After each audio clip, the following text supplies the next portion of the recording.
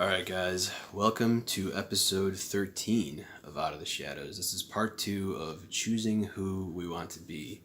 Now, I wanted to start this episode by saying, honestly, a subject has never gotten this far away from me. There's a lot more that goes into choosing who you want to be than I realized, I guess. So, a lot of you might be watching this thinking, like, you know what? Just tell us what to do. How do we choose this? What are we supposed to do? But everything I'm saying goes into getting to that place.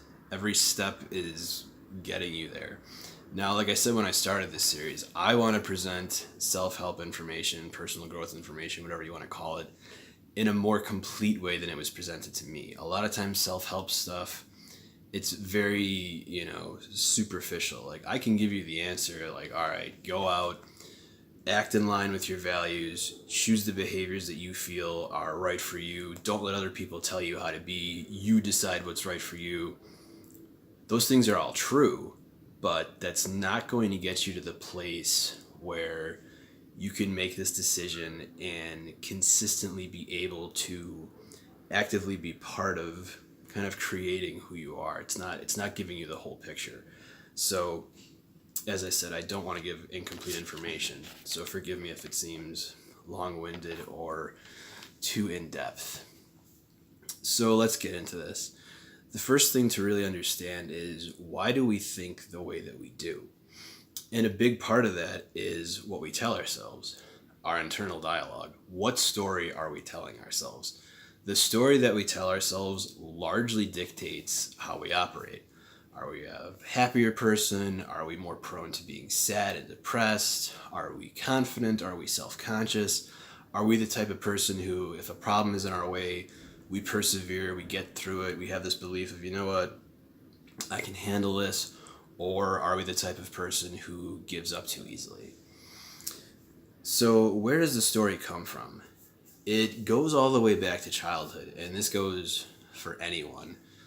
Beliefs that we form as a child stay with us, and we carry them into adulthood, usually unconsciously, and this is what often causes a great deal of problems. This is what therapy is usually about, or in my opinion should be about, is uncovering where those negative limiting beliefs came from. And the thing of it is, as an adult, if somebody mistreats you, you have an explanation. You don't have to go to some simple, just, oh my God, well, I'm terrible. I'm a bad person because this person treated me bad. It's not like that. And I'm pretty sure I just shook the camera like 3 times. But anyway, as an adult, if someone mistreats you, you can explain it. All right, maybe this person's having a bad day. Maybe they're really stressed out. Maybe they're just the kind of person who is extremely negative and bitter and has to put people down in order to feel good about themselves. Or maybe it's as simple as just being like, you know what, that person's kind of a jerk, whatever. In this instance, you're retaining your self-esteem. You're not creating any, oh my God, I'm a terrible person, this has to do with me. As an adult, it's very easy to do that. You can see other explanations. As a child, we don't get that far. We don't have the mental faculties to get that far. When you're a child, the furthest it usually goes is something to the effect of, well, I'm bad and mom and dad aren't going to love me if I behave this way.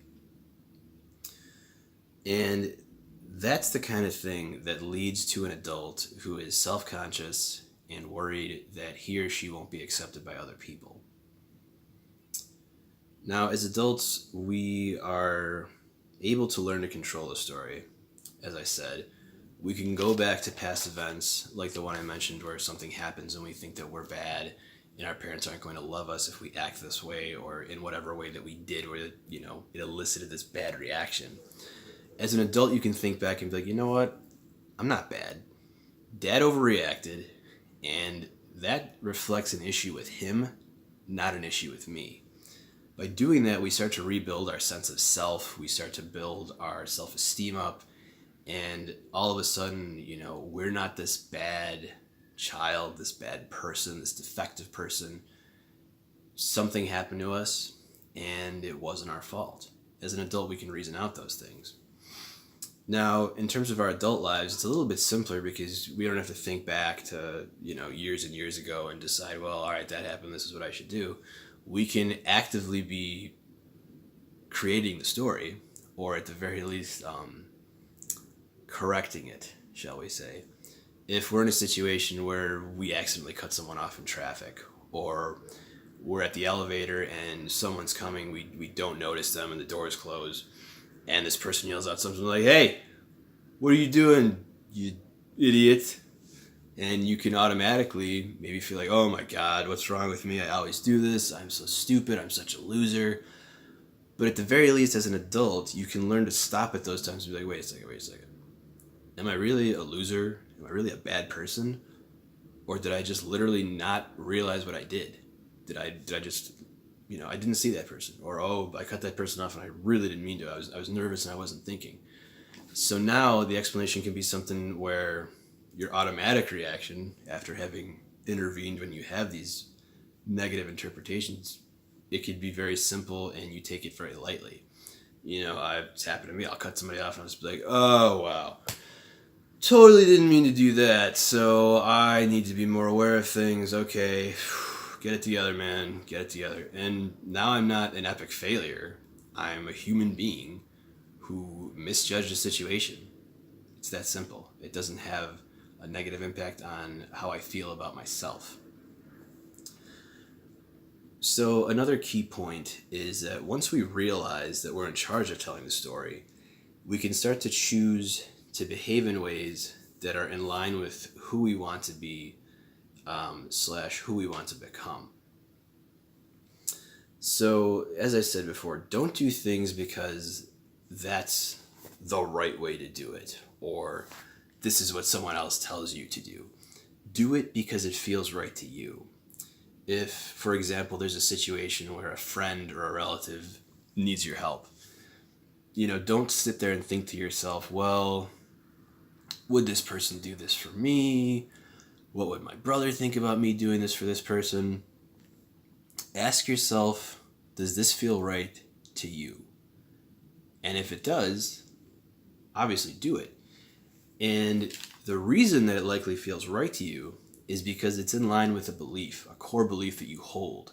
That's where inner peace comes from, is acting in accordance with our beliefs.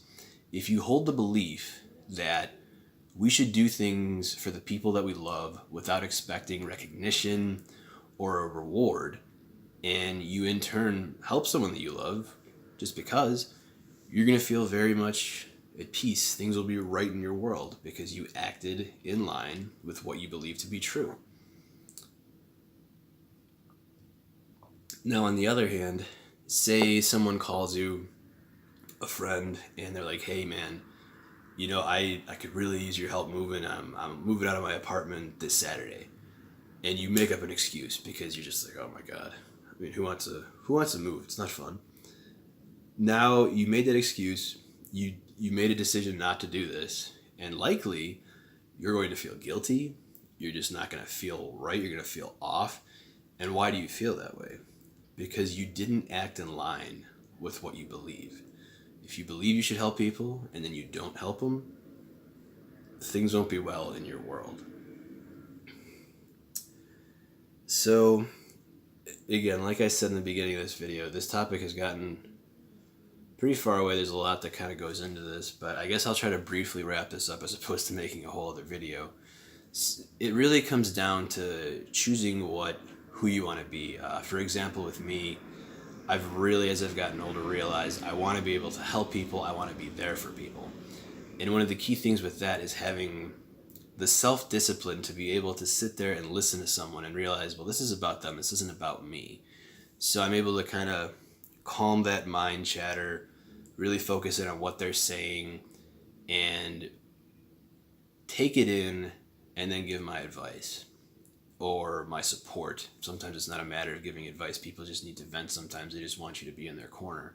That's an important distinction to make at times.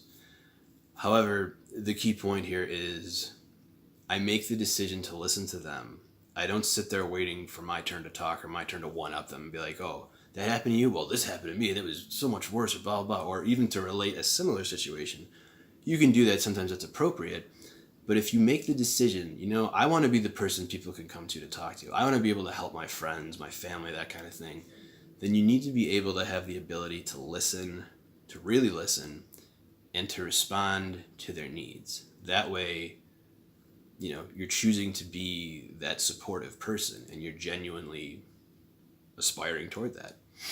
And there's a lot of situations like that, if with me, my nieces and nephews sometimes want me to come over, and none of my brothers live particularly close, so I'll be like, do I want to drive that far? But then I think, you know what? I want to be that uncle who's always there for them. I want to be the fun uncle. I want to be the one they have these great memories of. So again, I'm choosing to be that person. I go anyway, even if I feel like, I don't know.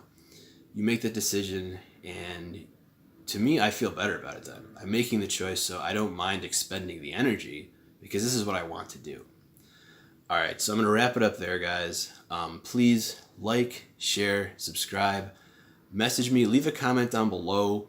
Message me on Facebook if you're following me, on Instagram. On Instagram, I'm Out of the Shadows Corvo, just like the name of the channel. So please follow me, look me up, give me suggestions. I'd love to hear what you guys think. As I just said, suggestions are great. I'd really love to build a supportive community here. So I hope everyone's having a good day, and I will see you next week. Take care.